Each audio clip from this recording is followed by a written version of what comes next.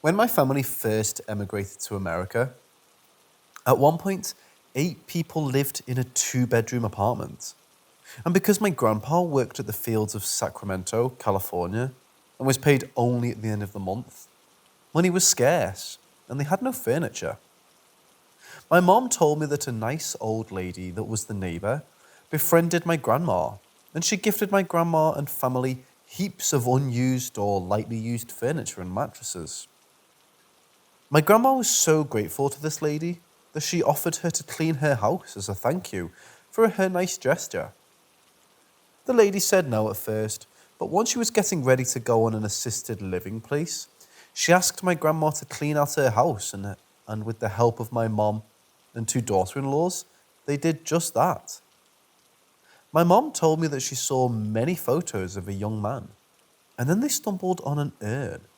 But my grandma reprimanded my mom and said it's rude to be nosy in casa ajena, in another person's home. When she said she was curious to know who was the young man and who was in the urn. Now, after a month or so, my grandma was getting ready to go to the fields with my grandpa. So one of my older uncles came to America to help keep the house in order while she was gone. And since the mattresses were being used, he took the couch to sleep on. The couch had been the lady's. It was fairly new, my mom said, but after a few days of my uncle sleeping on it, they knew something was off. My uncle would wake up everyone in the house when he slept on it. He screamed, he cried. In some instances, if he didn't wake up right away, he would thrash so hard onto the floor, almost as if he was seizing. My mom said it got so bad that they begged my grandma to come back home because something was wrong with my uncle. But because she was so far away and they called in the middle of the month, she still needed to finish her work month to be paid and then go back home. Anyway, my mom always asked my uncle why he screamed in his sleep. At first, my uncle refused to talk about it. But after some time, he told my mom that he was having vivid nightmares of being murdered. He never elaborated on that until one night he screamed so loud and for such a long time that he ruptured his vocal cord and lost his ability to speak for months. By now, my grandma came back home. She was trying to piece everything together, and finally, after my uncle got 80% ability to speak, he told her everything. Since he began to sleep on the couch, he had a dream. The same dream of a man hovering over him with a gun to his head. He spoke in a language he didn't understand. But my uncle said, although I was seeing and hearing this, it wasn't me. I was seeing this through someone else's eyes. He told my grandma that as he could see, he could feel everything as well. He felt the cold barrel. He felt the gunshot to his head. And felt the soul leave the body, and stated it was a painful ascent. My mom told me that my uncle was a strong man, but that was the first time she saw him cry. My grandma was a very spiritual woman. She took my uncle to a healer where she received guidance on what to do. My mom said that my grandma threw away the couch and got the apartment blessed by a priest. All was okay after that. My uncle went back to Mexico, and years later, when they reunited and they spoke about scary stuff, my uncle opened up more about his experience. Even went as far to describe the man he saw in his dream. And my mom was shocked to the core that the man he described as the murderer was the very man she had seen pictures of in the Woman's those many years ago. My mom said she wished she had asked about the man, because now I guess she'll never know much, and it will be a mystery why the guy from the photos she saw murdered the guy on the couch. And whose ashes the woman had in her house too.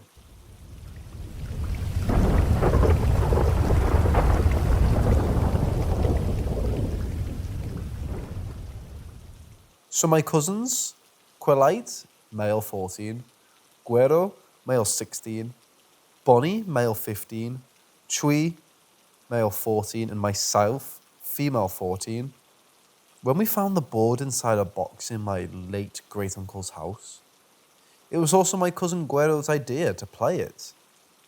It did take some coaxing, but he convinced all of us to go on an empty field close to my nana's house and try and play with it. We had always been warned to never play with anything like this, but we were kids, and well, we liked to seek the thrill of not listening to adults. Anyway, we did the ritual, or at least what we thought we had to do. We didn't have internet to look this up, but we had heard out of word of mouth from friends that we thought we needed to do, which was place a finger on the tab and move it around as we ask the board a question, and then stop moving when we finished asking the question. Seemed innocent enough. We asked a silly question, like what the day it was, and we got nothing. The tab didn't move at all. Then Bonnie asked, "When will I die?" And the tab began to move. We all laughed, thinking either Bonnie or Chui was moving it. But as it moved across the board, we all felt like an electric shock on our fingertips. It startled me, and I moved my hand off because I felt scared. But quickly, Guero told me to put my hand back, and he called out each letter, and the board spelled out pronto. I remember the feeling around us went from nothing to frightening. I had the urge to back off and run away, but Guero, who could see I was very uncomfortable, reassured me that we were okay, that it was just letting the nervousness getting to us. Now, because Bonnie had checked something that made the tab move, we told him to ask another question. He looked scared, but he finally asked if he was going to be killed. And right away, the tab moved to the word yes. Not gonna lie, when this happened, he took his hand off the board. I remember all of us just looked at him, and Guero tried to calm him. At this point, Guero said that it could be anyone moving the tab, but deep down, that was the excuse to keep the little piece we were holding on to. Because even as Chui, Quillite, and I still had our fingers on the tab, we felt something when the tab moved. Bonnie said he was scared and didn't want to continue, but Guero told him that we had to finish what we started. Bonnie insisted that we stop, and Guero, like the real smooth talker he is, convinced Bonnie to keep playing. This time, had Quillite asked when would Bonnie be killed, Bonnie was pissed he asked that. Quillite was the jokester among us.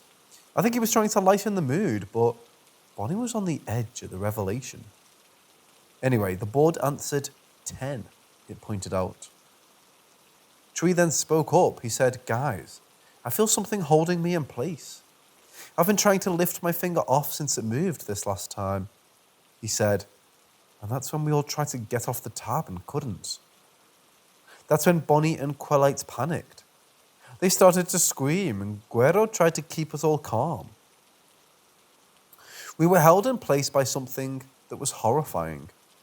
We couldn't move. It was like we were frozen in place. Guero again got my other two cousins to stop breathing hard and yelling.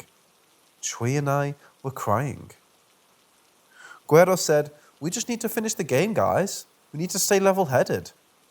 He spoke calmly, but he was scared like the rest of us. Then I asked how we were to finish when we didn't even know how we started.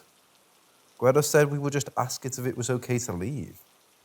He took a deep breath and asked the question.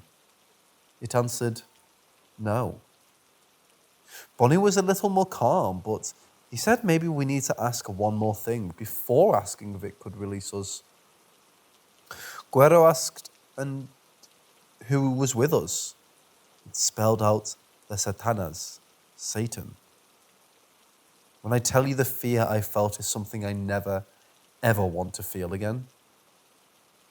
Once we realized what it said, it went quiet. Mind you, it was bright daylight, but we couldn't hear the wind or anything. It was like time had frozen on us again. Cue the waterworks from Chui, Quillette and I. We were scared shitless. My cousin Guero then asked Satan, "Can we leave?" And again, it said no. There was no calming us when Bonnie began to yell at Guero, And he lost his composure, and he tried again to leave but couldn't. It was like our legs stopped working for us. Guerra took a deep breath and said maybe someone new needs to ask if we can leave. And so Quellite asked and the board went crazy. The tab went from side to side, our fingertips still attached, and suddenly we were released and we got up and we ran as fast as we physically could, leaving the board behind. I was sobbing and ran to my nana's house. My cousin Quellite and Tree ran home to their mothers to tell them what happened, while Guero and Bonnie ran to who knows where. I told my nana everything. She was upset, but she had my uncle drive us to where we had left the board, and it was gone. My nana got the boys round up, and they swore they didn't have it. And after digging around in their rooms, the board didn't come up. Then my nana called a priest, had us blessed, and had a healer pray over charm bracelets for protection. We didn't speak of this ever again. My cousins and I went different paths in life. Quellite became a politician, Guero a lawyer, Tree an owner of a cab licensing place, and Bonnie, well, he was a Class A criminal. Now, I won't give a year or where it happened, but Bonnie was murdered when he was 25 years old. He was one of 8 other victims of a supposed serial killer. He was shot twice in the face while he slept. The death was what reunited my cousins and I, and it left us completely mind blown. The board had told us Bonnie would be killed, and when Quellite asked when it was responded, it just said 10. I still think of this fateful day. Maybe life would have been different if we hadn't played with the board. Maybe Bonnie wouldn't have lived his life so recklessly, waiting for death at his door. I wish we could take it back, but maybe this was fate.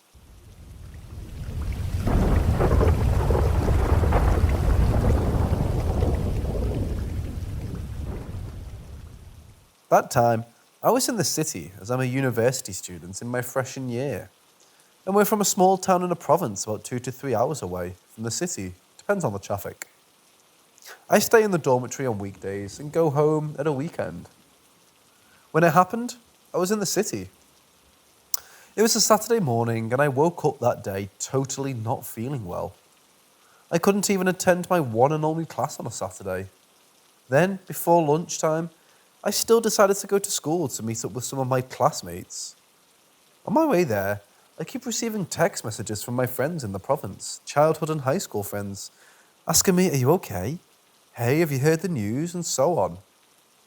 I have no idea why they kept testing and asking those questions, but when I ask them what is it, what happened, or just why they're asking me if I'm fine, I kind of feel a little worried and uneasy. After I came back to my dormitory, I finished packing a few things I needed to bring home for the weekend and waited for our driver to pick me up. When they arrived, one of my grandma, my grandfather's sister, we call her Mama, she went inside my room. Maybe she's trying to figure out how to open the topic, and then that's it. She told me about what happened to my mom. I was so shocked I couldn't even say a thing. Tears rolled down my face. On the way home, I was so quiet. I'm not talking to anyone, but just crying quietly with my hands on my face. During those days, my mum's wake, I slept alone in my parents' room, hoping that she'd show up in my dreams, but nah. I got pictures, talking to those pics at night before going to sleep, and I will place it under my pillow, hoping that might help to see her in my dreams, but nah. I'm so envious of everyone who was talking about seeing her in their dreams and sharing their dream stories about her, because I cannot understand why, even though I have strong feelings and have been hoping to see her in my dreams, it still didn't happen to me. After the funeral, there is this so-called 40 days. One of those religious beliefs where it's said that the soul of the person who has passed away stays around the close families and loved ones. My mum's family are very religious, so they were all following those beliefs, but I'm not. I do go to church and pray, but I don't believe in it. I'm strongly against it. Days have passed. On Monday morning, I was still at home. I go back to the city every Monday early morning, so my grandma will wake me up around 4:30 a.m. But that one Monday morning, I was dreaming of my mum. I can't remember about what happened in the dream anymore. I just knew that I finally saw her in my dreams, and right before I woke up, I heard a voice, like someone whispering right in my ears saying goodbye. And after I heard it, I woke up with tears, and I kept crying and crying.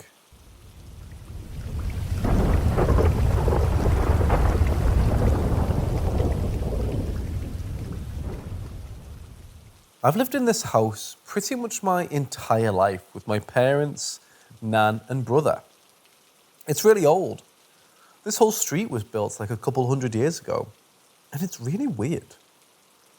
Me and my brother are 90% sure it's actually haunted at this point. Our parents and nan think we're nuts, lol. But honestly, the houses around here are so old, I'm surprised they're not all haunted. My brother says he hears kids' voices at night sometimes. He thinks he's hearing a few really little kids, and it's always been the exact same few voices. And he's been hearing them for more than 10 years. So it's probably not just neighbours talking or a TV or something. He's never been able to hear them very well, so he's only ever caught a couple of words. He's heard the words willow, country, downstairs, and the name Betty really clearly in kids' voices. He's also heard a woman's voice say Thomas once. My room will sometimes randomly have this horrible chemical smell. Like it smells like paint thinner or something. We've never been able to figure out what the smell is coming from. A few years ago, my parents even got the carpet pulled up partly because they thought the smell was in the carpet, but also because the carpet had a bunch of stains on it. I was a messy kid. And nope, it didn't get rid of the smell.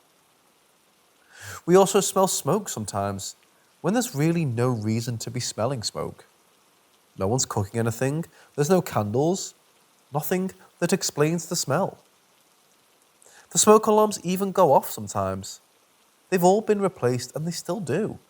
So it doesn't seem like a problem with the actual alarms. Occasionally, there's also a gross burning smell, like burning rubber or something. We wouldn't have connected the smells to anything paranormal, except we always get this weird, uncomfortable feeling, like something isn't right.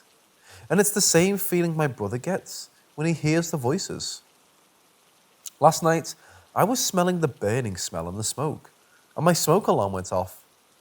I opened my door to let my mum in because she was carrying the stepladder. Behind her, I saw a pregnant woman in a long, old-fashioned dress kneeling on the floor with her hands over her face. I only saw her for a split second, but it was so clear. I also got this really sad feeling. I think she was crying or something, and I just felt so sad for her and kind of scared for her.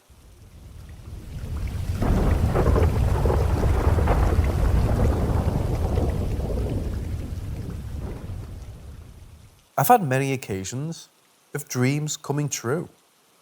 The first time it happened was back in middle school, where I had a dream about a guy bullying a nerd or something. And then I went to him and said, "What's wrong, dude?" Then I punched his stomach, and he punched my face. Nothing special. And after that, I felt the thing where you think that you're falling, and then I woke up. Then, the next day I went to school. Everything was all right until the first or second break, I think. At the back of the school, it was the place where I was finding my peace away from everyone because I was the quiet kid. And suddenly the class bully was threatening a kid to give him some money. In my head, I was like, nah, I'm not going to do anything, just watch. But something supernatural happened. I felt like a mild push on my back, like someone wanted me to do something. I couldn't do anything, so I just stood up and went to the bully. After some talking, he got angry. He said, "You're not going to tell me what to do." And he just punched me in the face. My nose was bleeding. He broke my fucking nose. Then, The same force that pushed me forced me to kick him. He fell down, and I ended up kicking his legs, head, everything I could. The thing that did it wasn't me. It was something else inside me. Fast forward, the teachers came, and I got a week of detention. When I came back to school, the nerd kid thanked me, because the bully stopped annoying him, basically. He stopped bullying everyone. Anyways, when he thanked me, I didn't say anything. I thought that what I did was wrong and should be done again. Also, from this moment, everyone was thinking that I was going to bring a gun to school or something. Don't judge quiet kids by the memes. We're just antisocial guys that want someone to talk to them. Another occasion was when I had a dream where the popular kid, he wasn't really popular. The thing was, his father owned like a business. The kid was just a jerk. So the dream wasn't anything special. He was just going out with my crush. I approached them and I said something that really pissed him off. I couldn't realize what I said. It just pissed him off. The other thing that happened was the feeling of falling that, by the way, happened almost every time that one of my dreams came true.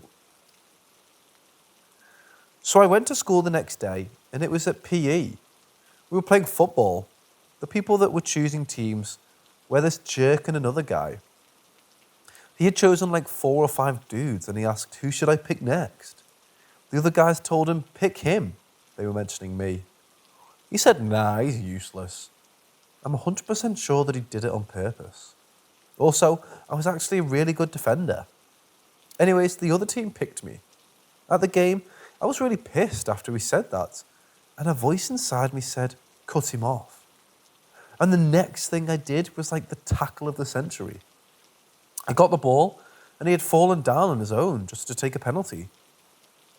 After the game, he said, listen, kid. By the way, I was older than him by 10 months or something. I know that you have a crush on her, he said as he pointed to my crush. If you do something like that again, I'm going to destroy all your dreams. Then, this supernatural thing made me push him. It had taken control again. I pushed him and he fell down, but fortunately some other dudes came and grabbed me away from him. I was just like a beast that couldn't do anything, just cuss and scream loudly. Fast forward to the next day, he came to school, and as soon as I got in class, he was fucking hugging with my crush. I came up to him and said, so you're playing dirty, aren't you? It didn't really bother me. I didn't have a chance anyway. When the bell rang, they were on a date. Of course they're going out, I said. Then the voice happened again and said, go and destroy him. But it didn't take over me. I went to him on my own will and just talked to the girl. I told her that he just wanted her for something like a week, and then ended it all just to annoy me. This guy was angry and didn't have to do anything. He said that they're actually in love, and then he kissed the girl right in front of me. I calmly said to the girl, listen, he'll forget about you. It's all just a game. The guy told me to leave, and that's what I did. 2 weeks later, he just broke up with the girl, and that was it. The voice didn't happen again. At least, I haven't let it take over me. There were many occasions or dreams coming true, but these were the most interesting that I had. Maybe I should have gone to a psychologist or something for the voice, but I couldn't do anything about dreams coming true. It just happened. It's like I'm living in a matrix of some kind.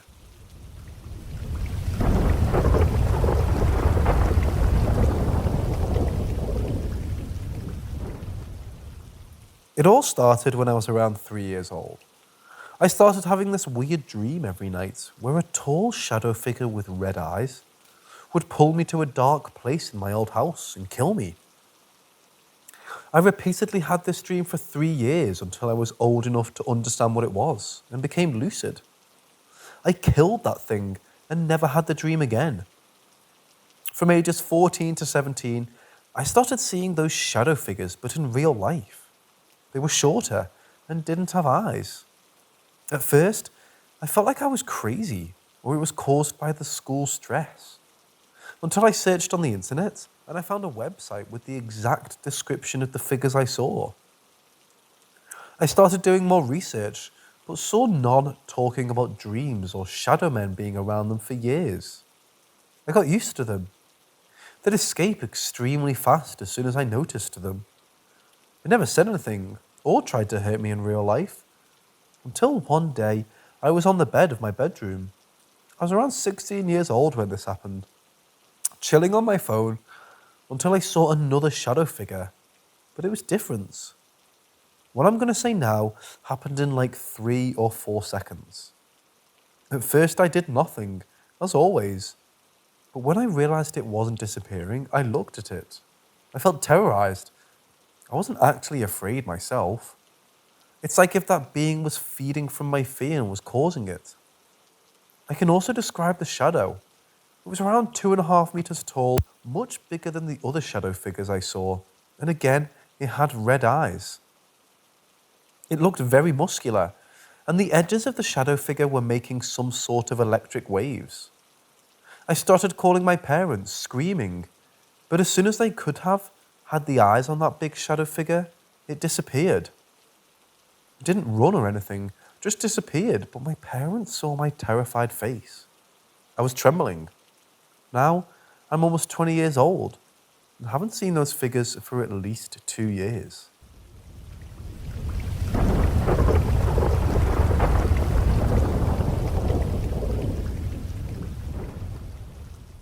I live in south central Pennsylvania, Appalachia, deep, deep, deep in the sticks. I work night shift, so on my off days, I tend to stay up at night. So I was binging on Netflix and just relaxing at about 2 or 3 in the morning when I heard a knock on an exterior wall of my single wide trailer, about midway down the trailer. It's just one hard knock, more like a thump. Instantly, hair up on my neck. I felt the thump. I paused my show and listened for a few minutes. Nothing. I shrugged it off. Go back to watching my show and hear another one on the other side of the trailer. A little concerned this time. Draw my handgun and go to the door. I am who I am, I always have one. As I'm reaching for the handle, I get a solid urge to not open the door. So I don't. I sit down on the couch and listen, as I'm thoroughly bugged. Nothing else the rest of the night. Next night, same thing. Watching Netflix, and I hear a lot of shuffling in the yard. Draw my Glock and step up on the deck. I shine the pistol-mounted light off the deck. The house is surrounded by deer. Not abnormal for where I'm at. All the deer start kind of bouncing away except one. It's bigger. Proportions were way off.